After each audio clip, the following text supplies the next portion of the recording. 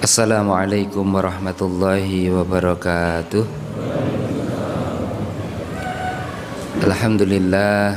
Alhamdulillahilladzi anzala sakinata fi qulubil mu'minin yazdadu imanan ma'a imanihim. Ashhadu an la ilaha illallah wahdahu la syarikalah wa ashhadu anna Muhammadan abduhu wa rasuluh.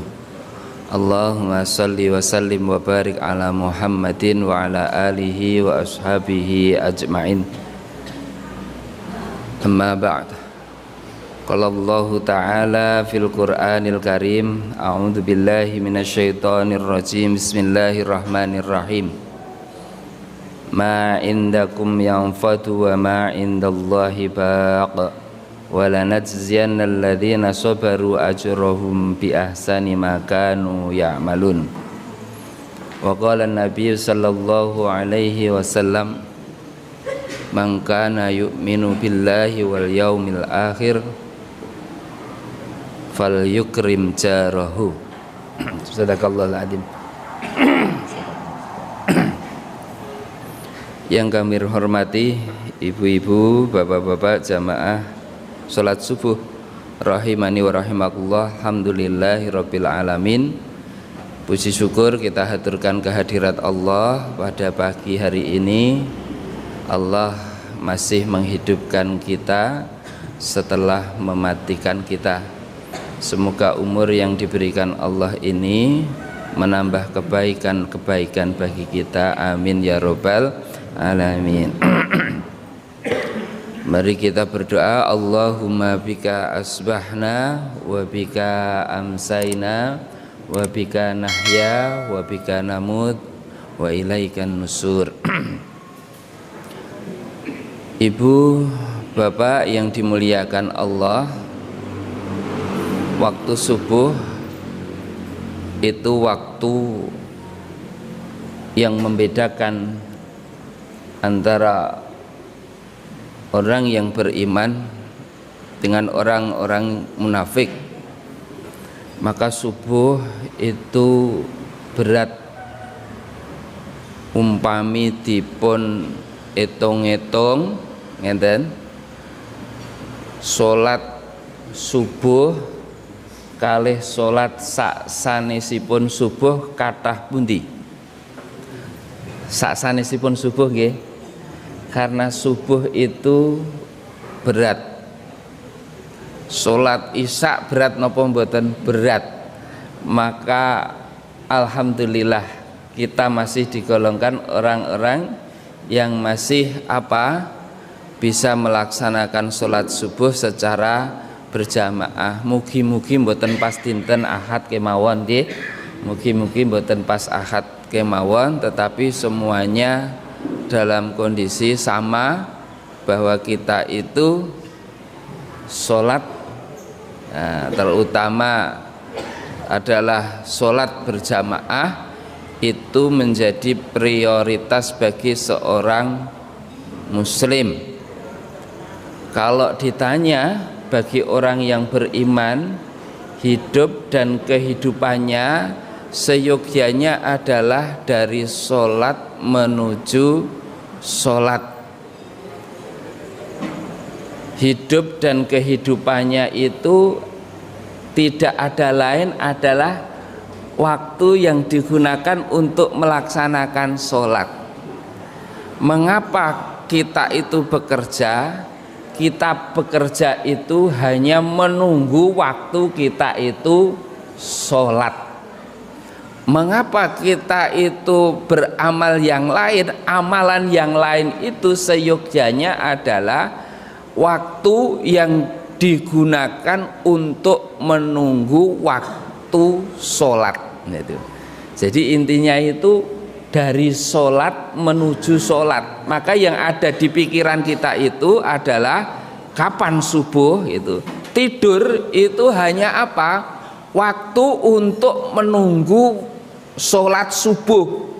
Tek rodok kesuwen ini dinggo tidur memenuhi haknya, karena setiap tubuh itu dia punya haknya masing-masing. mata itu punya hak untuk dipejamkan, maka memejamkan mata ini adalah apa? Menunggu waktu sholat subuh. Jadi kita nggih harang ngeten niki nggih. Kita nggih mung anu umpama iso ngono lah ada apike to nggih. Umpama saged ngeten, janjane memang seperti itu. Kita itu yang kita lakukan tiap hari itu ting sabin sing gadah sabin ting kantor itu kita niatkan ini mau ngisi waktu kapan datangnya sholat. Kita iki areng kita ting mriki ting masaran kita nggih mboten patek usum sing ngene ngenten iki. Ting mriko nggih padha kita. Tetapi ini adalah motivasi yang luar biasa bahwa untuk menjadikan waktu 24 jam itu bernilai di hadapan Allah adalah apa? Niatan kita itu adalah untuk Allah. Nah, ini yang harus kita tanamkan pada diri kita semuanya. Jamaah subuh yang dimuliakan Allah, pada pagi hari ini mari kita kaji bersama-sama. Allah berfirman dalam surat An-Nahl ya, ma indakum yanfadu wa ma indallahi baq. Apa-apa kata Allah yang ada di sisimu, hidup dan kehidupan dunia seisinya, itu akan lenyap. Ganteng niku yen jek umur las-lasan kur-kuran, yen pun luh-luhan ngenten niku pipi maune kenceng menika nggih dadi kendur, sing waune ayune ngungkuli sinten ora wong ayu ki ya relatif nggih, ganteng nggih relatif. Niku yen pun luh-luhan ngenten nggih mulai berkurang. Ma indakum yang fadu, lenyap. Sing maune rambute wah ikal ganteng wireng ngenten.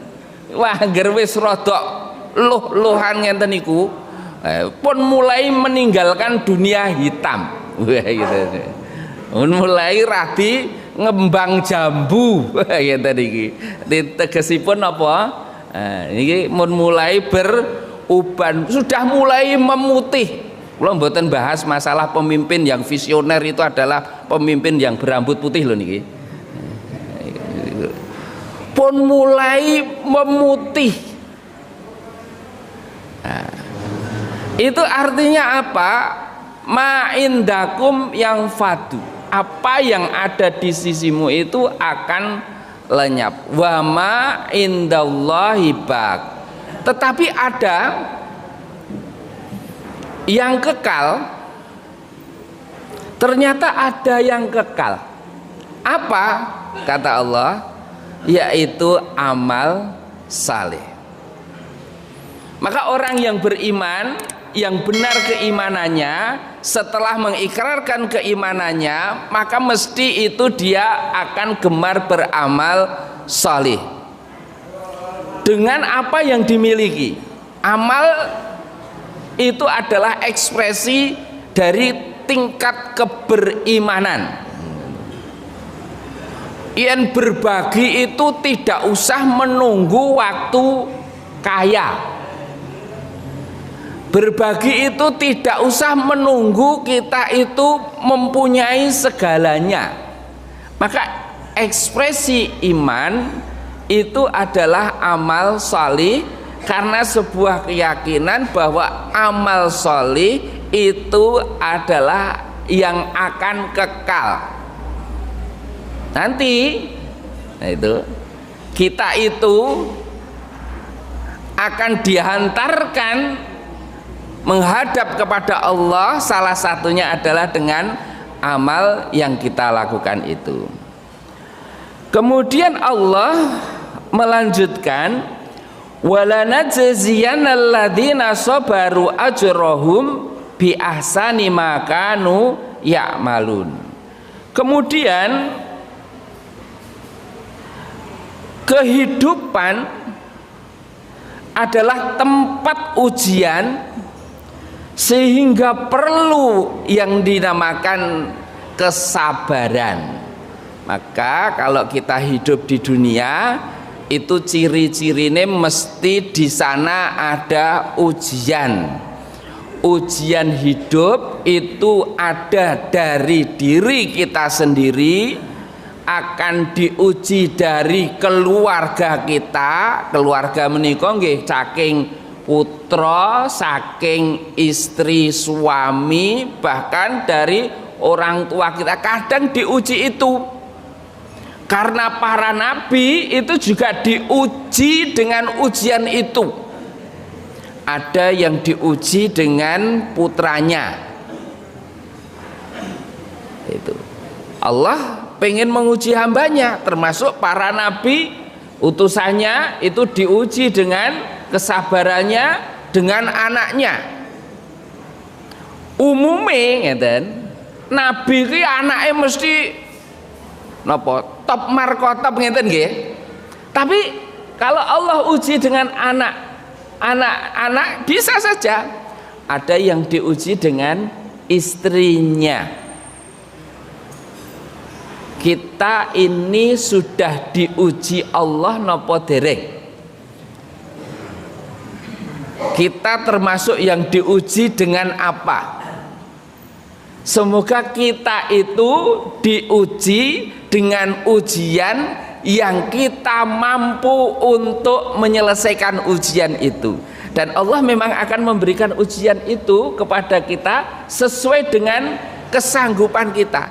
Tidak mungkin Allah itu akan menguji hambanya ketika hambanya itu tidak ada kesanggupan. Kenapa Allah uji dengan ujian berat kepada para nabi? Karena yakin bahwa nabi itu mampu. Kita pun juga demikian. Umpama mboten enten ujian niku kinten-kinten Gusti Allah ya iki potongane gak mampu iki kira-kira. Yen tak uji abot-abot. Kalaupun diberikan ujian berat, itu Allah pasti mengetahui makhluknya. Iki tak uji, yo mesti iso apa? Iki sebagai ujian untuk menambah amal. Siapa yang paling baik amalnya? Maka ujian itu hakikatnya adalah untuk meningkatkan pamor atau untuk meningkatkan kedudukan kita itu di hadapan Allah Subhanahu wa ta'ala. Maka kehidupan itu adalah ujian. Maka ujian itu butuh kesabaran. Termasuk hidup kita di dunia ini, tidak mungkin manusia itu akan bisa hidup sendiri. Bu, kita itu makhluk sosial. Hidup kita tidak akan mungkin bisa hidup sendiri, karena dengan hidup bersama-sama itu akan merasa mudah. Wong kita itu menikah itu sebenarnya adalah mengumpulkan dari dua pasang atau dua suami istri agar bisa memudahkan hidup. Maka tidak ada yang bisa hidup sendiri, meskipun bisa menyelesaikan tugasnya, tetapi ada yang akan kurang ketika itu hidup sendiri. Nah ngeten mas-mas niki sing jeh Joko-Joko itu walah niki pun sepuh-sepuh danten. Ciri masjid niku punya prospek masa depan itu penghuninya harus ada yang banyak yang muda. Nah, itu. Nah, ini sudah alhamdulillah, kecil subuh sudah dituntun alhamdulillah. Ini prospek masa depan. Ini yang ke depan. Umpami ngantuk niku wis biasa monyet yo jenenge bocah. Niku ya dituntun di indit itu untuk bisa ke masjid. Nah, tidak sempurna ya. Kalau bersama itu akan menjadi lebih enak dan memudahkan. Meskipun bisa sebenarnya, tapi ada rasa berbeda gitu. Ketika bisa menjalani bersama-sama keluarga. Tetapi dalam kehidupan secara bermasyarakat, kita tidak akan mungkin itu akan terlepas dari yang namanya bermasyarakat. Maka Islam itu tidak hanya mengatur mengenai sholat, tidak hanya mengatur mengenai fikih saja, ibadahan dalam kaitannya kepada Allah saja, tetapi juga mengatur masalah muamalah ad-dunyawiyah, termasuk salah satunya adalah bertetangga. Jadi kalau penjenengan lihat di dalam surat An-Nisa ayat yang ke-36, di sana Allah memerintahkan wa'budullah wa la tusyriku bihi syai'a ila akhir. Itu di sana ada perintah juga untuk menyambung hubungan dengan tetangga dekat atau tetangga. Allah memerintahkan itu, Rasulullah menyampaikan mangkana yu'minu billahi wal yaumil akhiri fal yukrim jarahu. Barang siapa yang beriman kepada Allah dan hari akhir, maka muliakanlah tetanggamu. Kira-kira kita niki termasuk orang yang sudah memuliakan tetangga napa dereng Bu, Pak? Pun apa dereng? Alhamdulillah di antara kita sudah ada yang memuliakan. Kalau belum, bagaimana kita bisa memuliakan tetangga itu? Karena ini betul-betul mendapatkan ancaman dari Allah. Rasulullah paring pangandikan ngene. Wallahi sampai 3 kali. Wallahi la yu'minu. Demi Allah, tidak sempurna imannya, tidak sempurna iman. Itu. Apa kemudian? Siapa yang tidak sempurna imannya wahai Rasulullah? Itu orang yang kehadirannya itu membuat rasa tidak aman karena kejahatannya.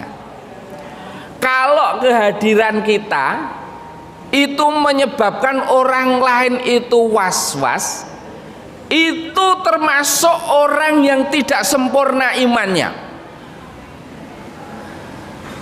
Cai teko kuncine aja didokok sak-sake, motore digondok. Ini berarti tanda-tanda apa?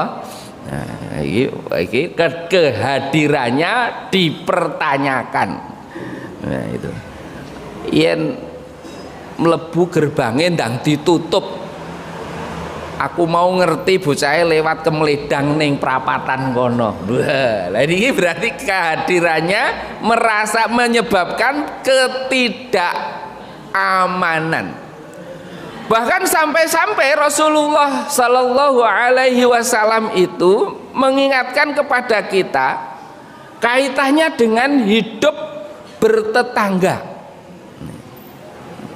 Maka sekali lagi, hidup bertetangga itu Islam mengatur dengan baik. Bagaimana itu kita harus tahu, namanya hidup bertetangga harus mengetahui hak-hak dari tetangga itu. Karena Rasulullah mengecam betul itu. Kalau membuat tetangganya tidak aman, maka imannya tidak sempurna. Itu. Bahkan di hadis yang lain Rasulullah Shallallahu Alaihi Wasallam menyampaikan, kalau seandainya itu Itu ada seseorang yang rajin sholat sunnah, amalan sunnah dilakukan, tetapi dia itu sering napa menikah menyebabkan tetangganya itu tidak nyaman. Itulah yang dibenci oleh Allah. Maka sampai-sampai dia masuk neraka.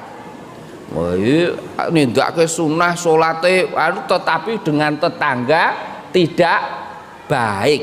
Tetapi ada orang yang amalan wajib dilakukan, tetapi hanya bersedekah, hanya mampu bersedekah sedikit, tetapi dia oleh Rasulullah disampaikan dia menjadi penghuni surga. Maka sekali lagi pada pagi hari ini kita akan belajar, kita bersama-sama Islam mengatur mengenai hidup bertetangga.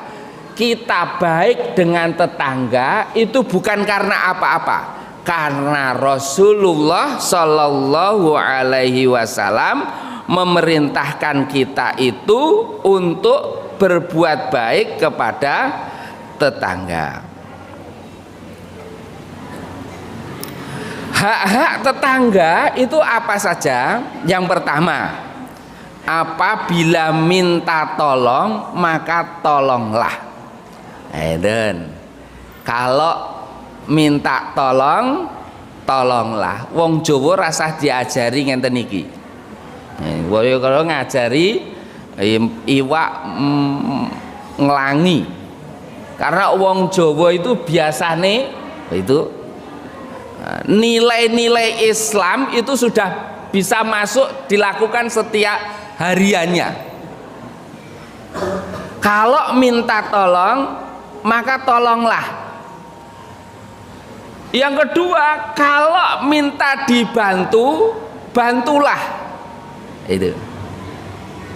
Kalau minta tolong itu artinya apa bedanya minta tolong dengan minta dibantu? Minta ditolong itu bisa berupa moral, tetapi kalau dibantu itu biasanya berupa material.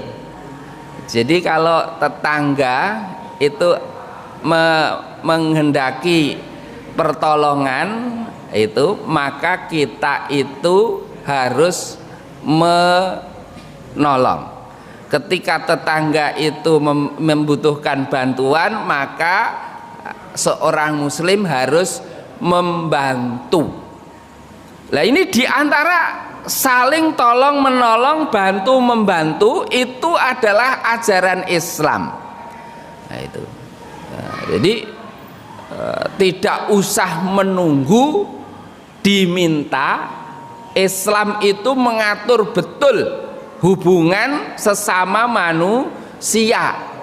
Jadi kalau melihat tetangganya berkekurangan, maka itulah tempat kita itu membantu.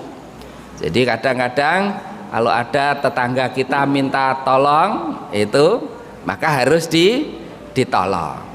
Ini biasanya minta pertolongan itu yang terus-terusan, kita ngoten yo marahi, tetapi Islam harus begitu. Selama kita itu masih mampu, kita harus memberikan pertolongan, harus memberikan bantuan. Yadul ulya khairum min yadis sufla. Tangan di atas itu lebih baik daripada tangan di bawah.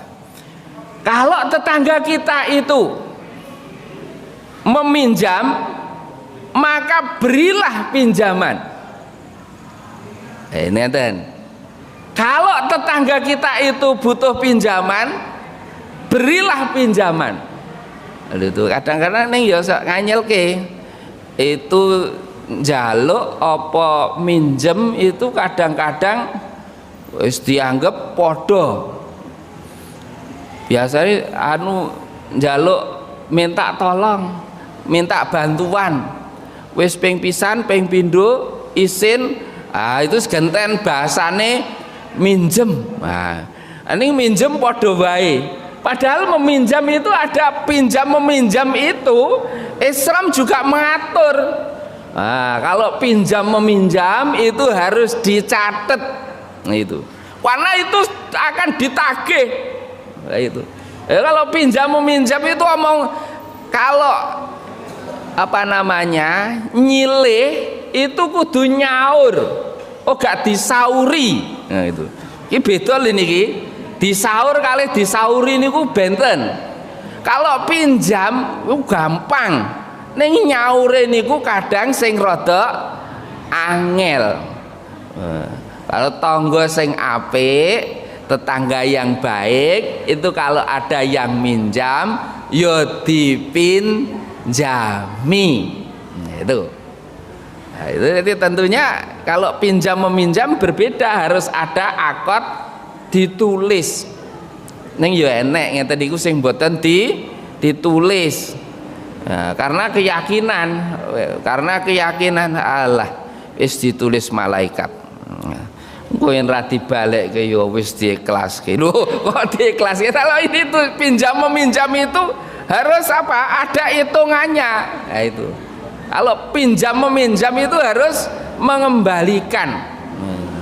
Yen wayahe balekke wis bingung leh golek alasan. Nah, gitu. Maka kita itu harus menjadi peminjam yang baik.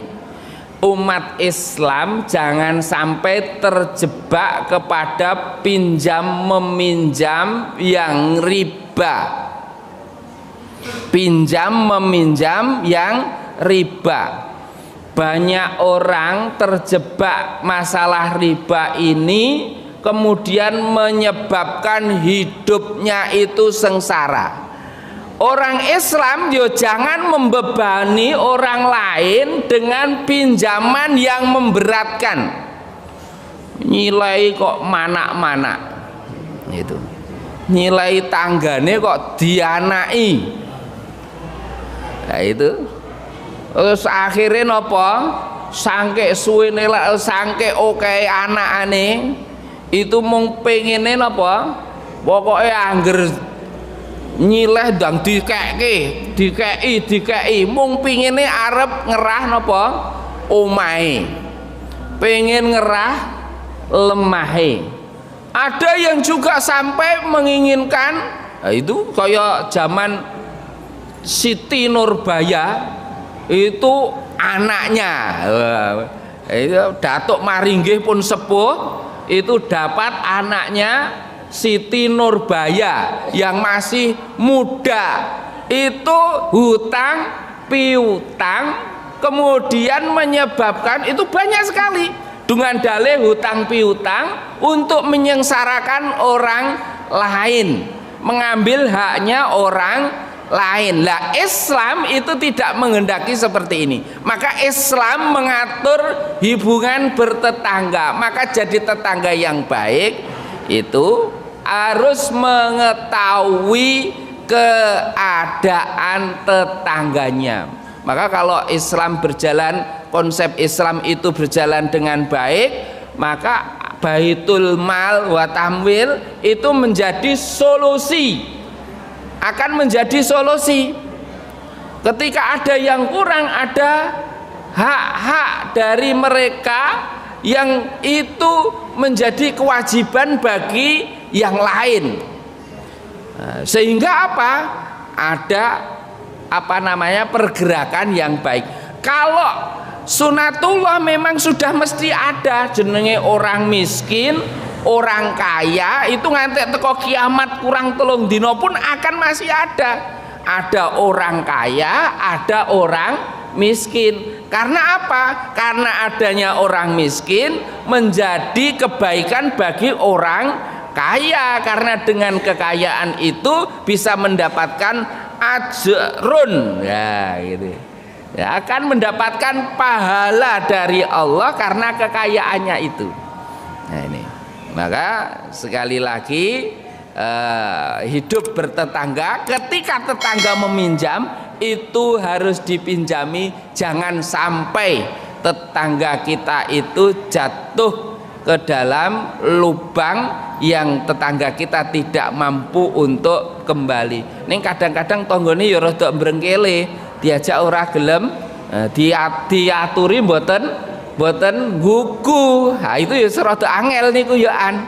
Wis bangsane wis bang plecet ya seneng banget. Wis pokoke tanpa jaminan, pokoke wis enten sakniki model napa menika pinjol.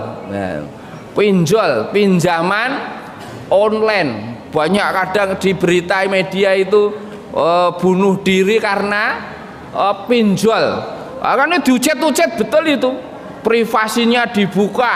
Nah, itu karena sudah terjebak pinjol, terjebak bank plecet, wah wis rada angel. Maka umat Islam kita itu, diri kita jangan sampai terlibat yang di situ, yang di apa namanya, menjadi larangan bagi seorang muslim.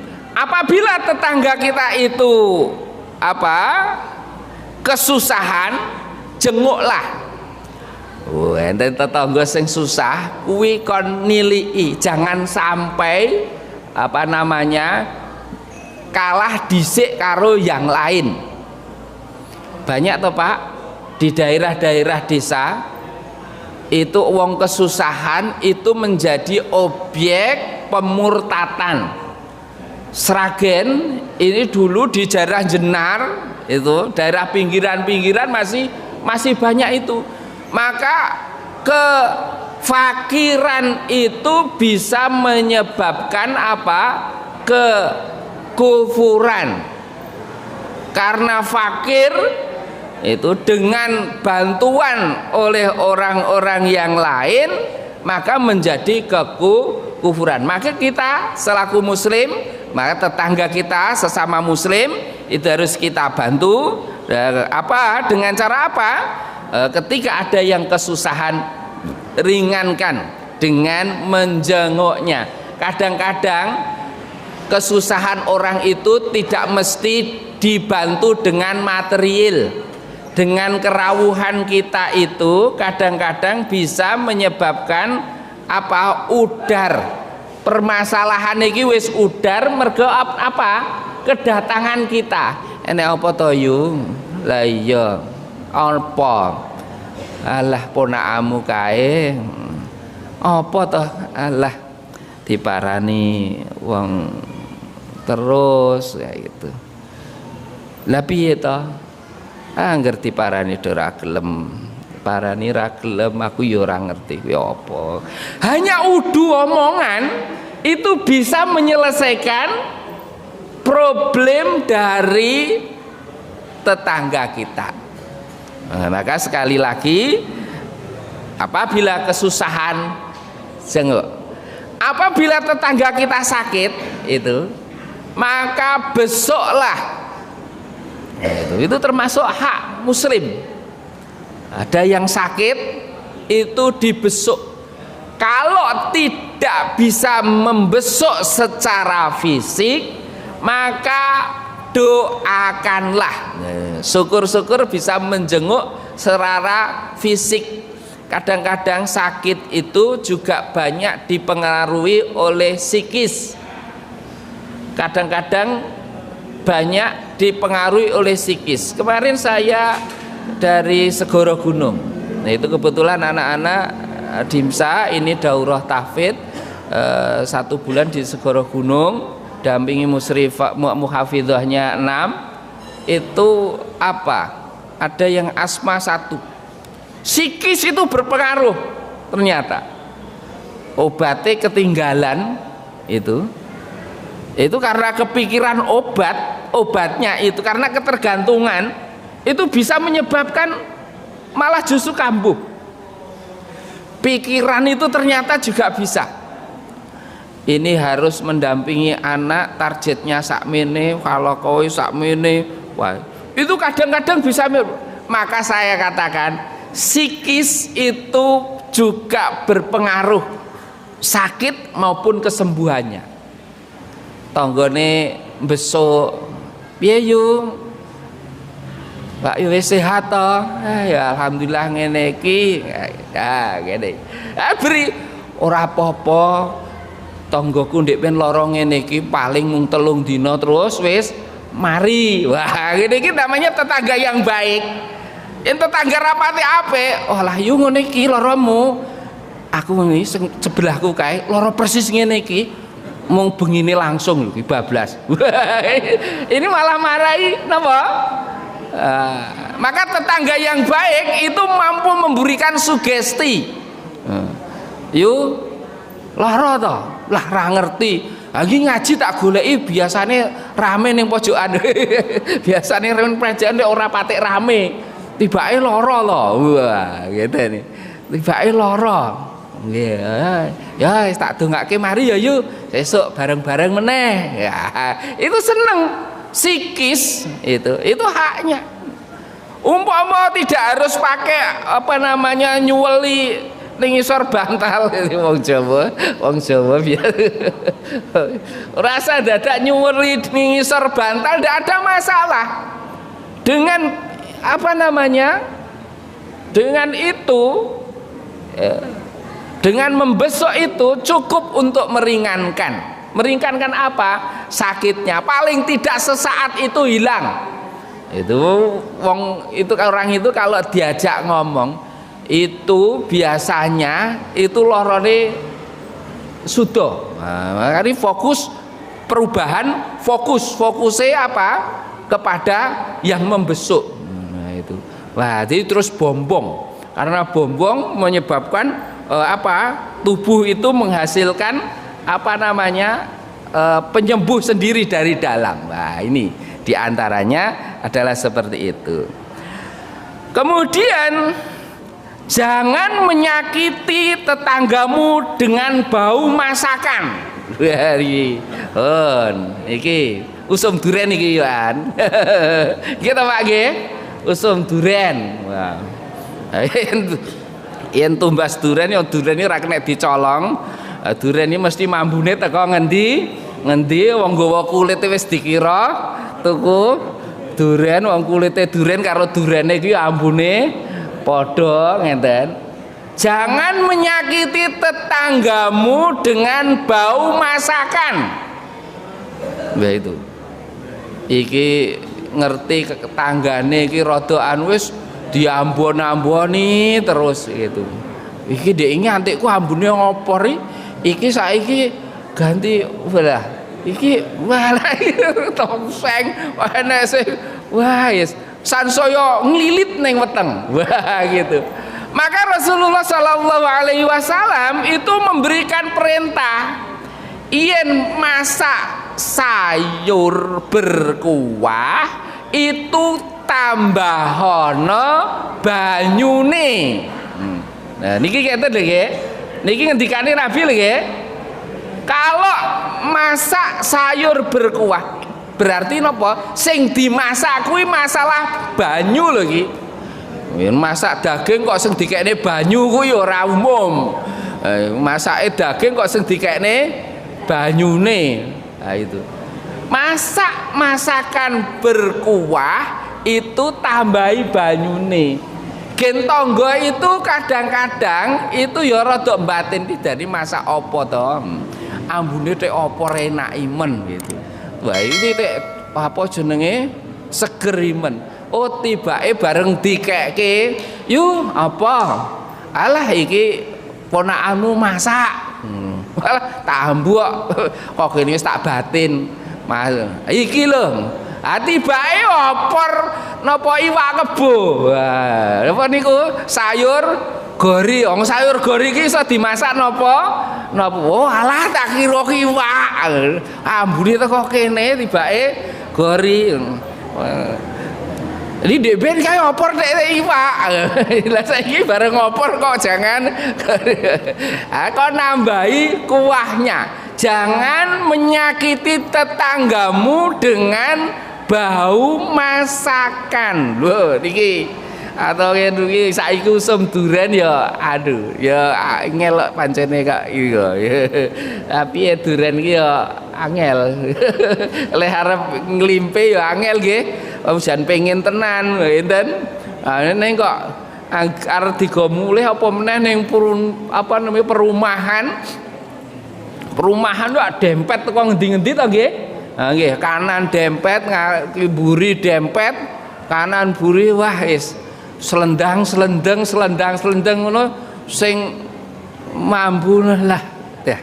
Enake membuat orang lain itu jangan menyakiti orang lain dengan bau masakan. Syukur berbagi. Yakinlah kalau kita itu berbagi, Allah akan membalas apa yang kita keluarkan. Kalau seorang hamba itu membantu hamba lainnya, maka Allah akan memberikan bantuan kepada hamba itu tadi. Yakin saja. Loh, jangan dikira ketika kita membantu itu yang mengembalikan bantuan itu adalah orang yang kita bantu, bukan. Bisa jadi iya, tetapi Allah kadang kita membantu si A, Allah membantu kita dari si C. Itu. Energi yang kita keluarkan itu tidak akan mungkin hilang. Energi yang kita keluarkan itu akan dimasukkan oleh Allah dari jalur yang lain. Dari jalur yang lain. Yakin saja itu bahwa Allah itu pasti akan membalas kebaikan hambanya. Maka di situ selanjutnya adalah apabila tetangga itu mendapatkan kebaikan, maka ikutlah berbahagia. Ini angel lembut-lembut niki. Dang ya walah Pak lha jane awake dhewe sampean ki karo padha gurune lho, malah sampean kuwi wakah lho. Nah itu. Lah KW iso tuku mobil anyari itu. Kadang apa? Kalau tetangganya itu mendapatkan kebahagiaan, itu kudu bahagia, ikut merasakan bahagia, ora malah sama itu. Lah iki iso tuku mobil ngingu tuyul piro. Iki ngingu tuyul piro. Elok imen to iki. Elok imen to iki. Nah, itu orang lain bahagia, tetangga bahagia, kita ikut bahagia. Orang lain atau tetangga itu dalam kesusahan, kita ikut berduka. Loh, tetangga yang baik itu gitu. Itu siapa? Bukan wong Jawa, bukan, tetapi Kanjeng Nabi itu memberikan contoh seperti itu. Ketika tetangga kita itu meninggal dunia, maka iringi jenazahnya. Loh, enten syukur-syukur niku dibuat iklim seperti apa namanya ngendikane Kanjeng Nabi. Jadi memang orang yang keseripahan itu kan dalam kondisi berduka itu kan rodok membutuhkan bantuan.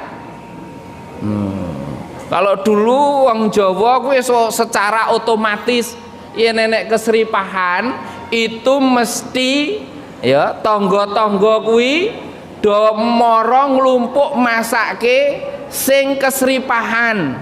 Kenapa? Karena meyakini bahwa keseripahan kuwi ora sempat masak. Dipelopori dari masjid. Wong saiki doro keset masak kok. Wong masak kuwi do bumbune helm karo kunci. Arep nyandi yo. Arep masak kok nggo helm. Tibake tuku sayur. Nah itu. Gak masak saiki helm karo kunci. Pintere ra umum-umum kok. Pintere ra umum. Gadis-gadis sekarang itu kan pinter-pinter. Masak gitu, masak sik toh tak masak sik nggo HP cobi online nani cobi GoFood masake tibake GoFood itu gale akeh ngeten iki. Maka bagaimana? Oh, dibuat mekanisme saiki usum catering in angel itu, oh kita membudayakan di lingkungan kita itu membantu orang keseripahan dengan apa? Catering. Keluarga yang keseripahan dibantu melalui masjid itu. Mau selama berapa? Mungkin 2 hari atau sehari itu makanan disuplai dari masjid melalui apa? Catering. Loh. Coba itu kan membantu sekali. Apa? Tidak hanya mengiringi jenazahnya saja. Itu betul. Sampai-sampai Kanjeng Nabi itu barang siapa yang apa? Mensolatkan, mengantarkan jenazah sampai ke apa namanya? Kubur itu mendapatkan 2 kirot.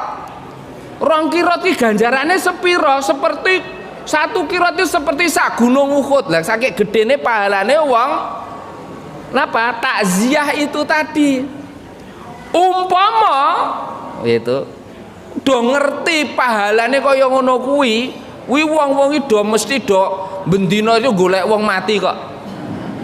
Saking gedene pahalane. Artinya ndi? Golek wong mati ya iki ganjarane gede ya. Takziah karo mensolatkan karo mengiringi jenazah. Maka sekali lagi mari kita bersama-sama menjadikan Islam itu membumi. Islam yang wajib kita laksanakan, kemudian muamalah ad-dunyawiyah yang dicontohkan Kanjeng Nabi pun juga harus kita lakukan. Salah satunya adalah dengan hidup bertetangga. Berbaik kepada tetangga itu akan kembali kepada kita. Kalau kita memperbaiki hubungan dengan orang lain, maka orang lain pasti akan berbuat baik kepada kita. Kebaikan itu tidak akan hilang. Senyum, Pak, orang kalau senyum menyebabkan orang lain itu juga menjadi senyum.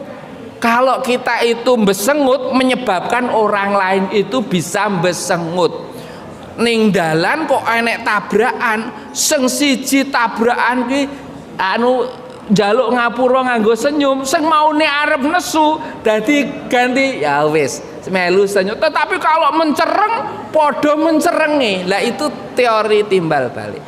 Maka kita semoga bisa memberikan yang terbaik untuk diri kita, keluarga kita, hidup bermuamalah Islam kita tancapkan ke apa namanya? Ke dalam diri kita dalam bermuamalah ad-dunyawiyah. Demikian yang kami sampaikan. Nasrun minallah wa fathun qarib. Assalamualaikum warahmatullahi wabarakatuh.